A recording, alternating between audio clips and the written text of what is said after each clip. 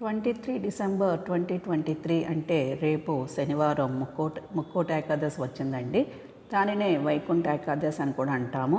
ఈరోజు ఏం చెయ్యాలి అంటే విష్ణుమూర్తి యొక్క దర్శనం చేసుకోవాలి. అది కూడా ఉత్తర ద్వారం నుంచి చేసుకోవాలి.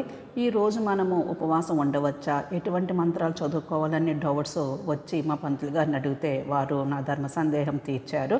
ఉపవాసం ఉంటే మంచిదేనండి. వీలున్న వాళ్ళు ఎవరైనా సరే ఉపవాసం ఉండొచ్చు, లేదంటే పాలు పండ్లు తీసుకొని కూడా ఉపవాసం ఉండొచ్చు. సంవత్సరంలో ఎన్ని ఏకాదశులు వస్తాయో అన్ని ఏకాదశులు కలిపితే వచ్చే మంచి రోజు ఇది. అంత ఫలితము ఈరోజు వస్తుంది. మంత్రాలు వీలైతే విష్ణు సహస్రనామం చదువుకోండి.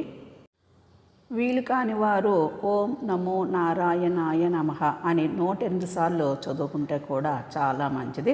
ఈరోజు మనం ఏమైతే చేస్తామో అది సంవత్సరంలో అన్ని ఏకాదశులు కలిపితే వచ్చే ఫలితం వస్తుంది.